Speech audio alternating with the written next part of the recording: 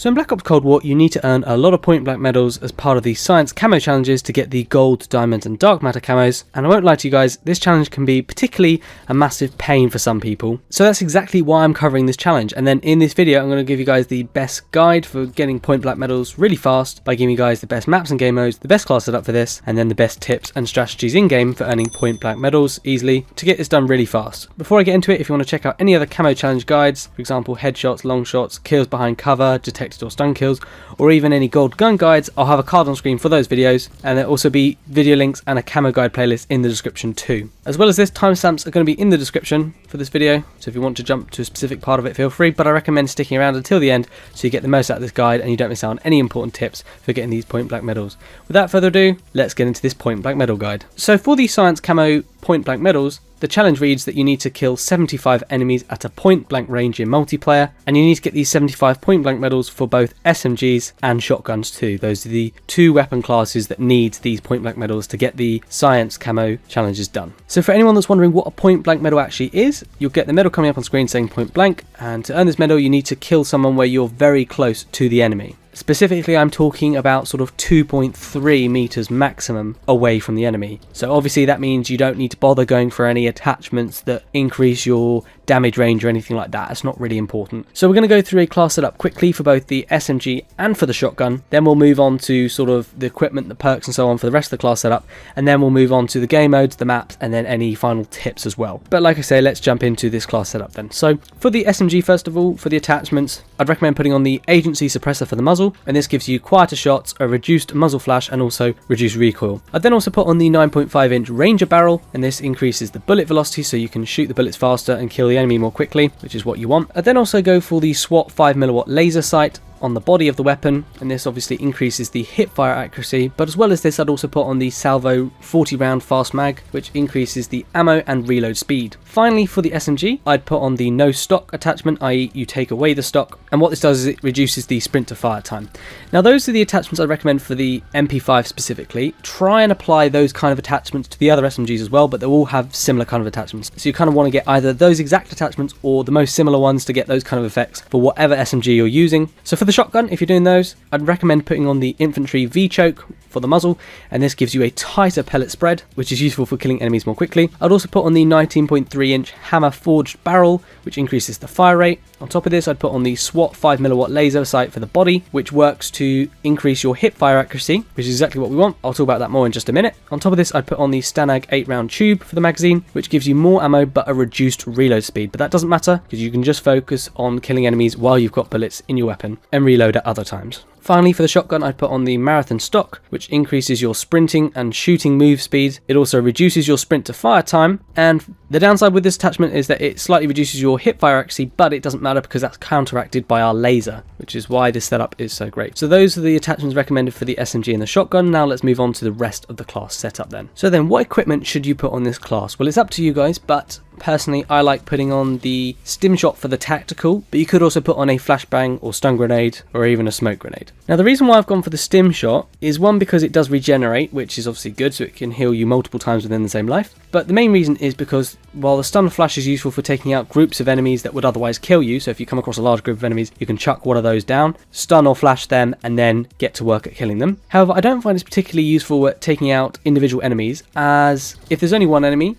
and you throw this thing, they'll probably focus on you because they'll see you while you're going to throw at them, and they'll probably kill you, or the tactical will even wear off before you get close to them. And obviously you need to be really close to the enemy, almost touching, and so if you throw a flashbang or a stun grenade and it wears off, it's pointless. So with a stim shot, sometimes enemies will shoot you a bit when you're getting closer to them. If you heal yourself, if you're behind cover, or if you heal yourself quickly before going up to them, it can be useful to stay alive longer. So I definitely prefer that over the stun or flashbang, but it's up to you guys. If you want to use those and feel you do better with those, obviously feel free. Ignore the lethal, it's not relevant, it doesn't help towards the camo challenges. And then for the field upgrade, I put on the field mic so you can see enemies on the map based on their footsteps, or you can put on the jammer so it kind of blocks their bit of radar that they can see when they're near this jammer. I think if you blur an enemy's minimap, it does kind of confuse them, it puts them at a disadvantage, and I think generally they don't play as well, so it's definitely worth considering using a jammer, but it's up to you which one you guys use. A field mic can work really well as well if you hold down an area. I'll explain kind of the best spots on certain maps in a minute, and if you put a field mic in a certain good spot, you can then hold down that area, see where the enemies are, go up to them and get the point blank. So that's really good as well, but so is the jammer. So that's the equipment. Then what about the perks? Well, you'll need to put on a perk greed wildcard, because I recommend putting 2 perks in each slot. So for the first perk category, I'd go for flak jacket and tactical mask. I'd then put scavenger and tracker in the second perk class, but you could also swap out scavenger for like quartermaster or gearhead to recharge equipment or build upgrades faster. It's up to you guys. And then in perk 3, I'd put on ninja and gung ho. The ninja, obviously quieter footsteps, enemies won't find you as easily, and you're more likely to be getting stealth kills. But also gung ho has several benefits. So you can fire or use equipment while sprinting, which is good. It's exactly what we want. But on top of this, it also allows you to fire more accurately when you're sliding. More on this sliding thing later on. And then for these score streaks, I'd put on the standard spy plane, counter spy plane, and armor. What about the game modes then? Well, the main game modes that are good for this challenge are ones like free-for-all, because there's lots of enemies, domination or hardpoint. You know, objectives, if you hold them down, can be great. Nuketown 24/7 is brilliant for this, probably the best map and mode, so I definitely recommend that highly if it's around for sure. And also Fireteam Dirty Bomb can be alright. The reasoning behind this one is if you go into Fireteam Dirty Bomb and you try and complete this challenge, you can shoot enemies into last stand with a more powerful weapon, so for example an assault rifle, and then what you can do once they're in that last stand mode is switch back to your SMG, so you'd basically have 2 primaries or whatever you want in that class, switch back to your SMG or shotgun and then finish them off with that to get the point blank medal with that weapon. Now I believe that sometimes the point blank medal won't always show up in Fireteam Dirty Bomb. Obviously this game is very buggy, so I'm not sure what that's about, but don't worry necessarily if you haven't gotten the point blank medal in Fireteam Dirty Bomb if you do that method where you down them with one weapon and then switch to the one. For the other game modes, you need to see the point blank medal coming up on screen. Unless it's hardcore, then you won't. But in the core modes, if you don't see that point blank medal coming up other than for Fireteam Dirty Bomb, it generally means that you haven't gotten a kill at point blank range. So obviously you need to be aware of that. And at the end of the game, you can obviously check the number of medals in the after match report as well. So you can check that to see how many you got. But what kind of maps then? Well, the best ones at the moment are ones like Nuketown, Miami, Garrison, Crossroads, Checkmate, Armada, and Moscow. There are other ones. Obviously there's new DLC maps which have recently come. I suppose Raid might be alright as well. But those are kind of the main maps that I'd recommend at this point in time. What about the main tips and strategies for this camo challenge then? Well, I first of all just want to say the class setups I've recommended are really good, especially for example the laser, as you want to be getting as close to enemies as possible, and I suggest hip firing at them and not aiming down sight, as this would slow down time to kill them basically, which if you go back and look at my class setups you'll notice that they're all geared for hip firing and not for aiming down sight. So ideally don't aim down sight because it would be slower to get up to the enemy, get close to them, put damage into them and then kill them, all while being at close range. It's very difficult, whereas if you hip fire it's a little bit easier, and that's why the attachments are geared towards that. So definitely try and go with this class setup if you can. What about general tips when you're on the map? Well, first of all, I'd recommend trying to flank around the edges of the map and try and pick off one enemy at a time. That's particularly good. Don't go for massive groups of people because you'll often die, such is always the way with Black Ops. You can also linger around high flow areas of the map, and this is particularly good a lot of the time, so I definitely recommend this point above other strategies, but I'll mention the other ones too. So definitely worth thinking about lingering around the high flow areas. So for example, this would be an objective point, so if you're in playing hard point or domination, linger around the hard point where that is, or the domination flag. But you can also hide behind objects on the map itself, or doorways, or walk along narrow corridors, etc., and wait for people to come past. So a great example would be the side corridors or the side pathways of the houses on Nuketown. There's 2 on either side of the map, so there's 4 on the map, 1 on either side of each house. And if you wait behind a box or something, or behind one of the fences with these pathways, if you wait for someone to come past, you can sneak up right behind them and kill them. It's a very good way because they don't always expect you, and it's an easy way to get the kills, rather than running towards someone, them seeing you, and then shooting you and killing you before you get close to them, which is really frustrating when it happens.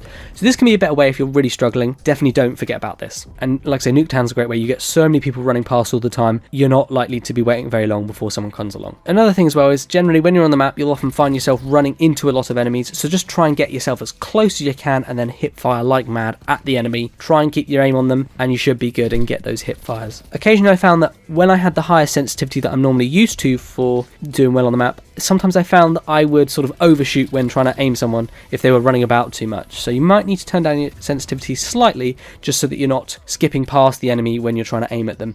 I was doing it occasionally when I was hip firing, so obviously if that's affecting you, just turn down your sensitivity slightly, but otherwise don't worry about it. But yeah, no, generally hip fire like mad when you're close to anyone. You also want to make sure you're reloading before you get into a gunfight. There's no point doing it while you're in one or when the enemy's close, because then either they're going to kill you or you're going to miss the enemy and someone else is going to kill them. You're obviously more likely to survive and get more kills if you've already reloaded, and obviously these attachments help either to have more ammunition or to reload faster depending on whether you're using the SMG or the shotgun. But either way, reloading when you're not in a gunfight, so for example if you're waiting behind a box, is always a good idea rather than waiting till it's too late. On top of this, you want to be aggressive, you want to push up to enemies as much as possible. Another thing you could do is sort of keep pushing it through the center of the houses on Nuketown. If you keep pushing towards the back of the house, there'll be enemies always coming in through the back doors of the houses, or even if you can get into a good advantageous spot in their spawn, that'd be great as well, and you're more likely to get the kill. Obviously this is kind of the opposite of long shots, whereas with long shots I always say to people, push yourself back as far as possible. With this challenge you need to push yourself forward as much as possible. Now what about when you come up to an enemy and they're moving about? What do you do? Well, you can either try to stay as close to them as you can while constantly firing at them,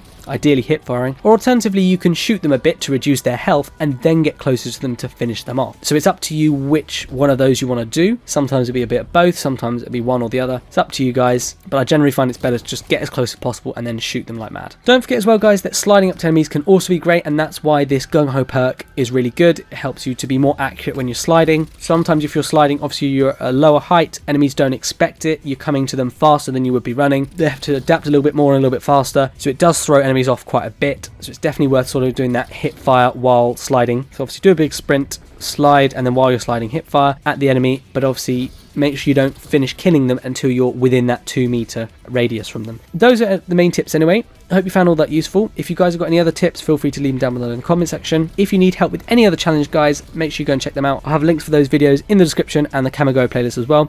And then I'll have cards on screen for specific camo guides and then a camo guide playlist as well for all of them in one big playlist. So it's up to you guys. If you need help with any of that, feel free to do that. If you want to check out how to level up your tiers fast, then obviously feel free to do that as well. There'll be a link for that in the description and a card on screen. If you guys are interested in entering my COD points giveaway, I'll have rules for that in the description, so go and check that out. And thank you all so much for watching. I hope you found it useful. If you did, be sure to leave a like on the video, it really helps me out, and feel free to subscribe with your post notifications turned on by clicking the bell icon. That will keep you up to date with all my latest videos. I'll have lots of camo guides coming out, lots of weapon unlock guides and lots of challenge guides as well, so you don't want to miss out. And those will be videos for both Warzone and Black Ops Cold War. Cheers for watching, really appreciate all the support guys, good luck with the challenge, and hopefully I'll see you all on the next video.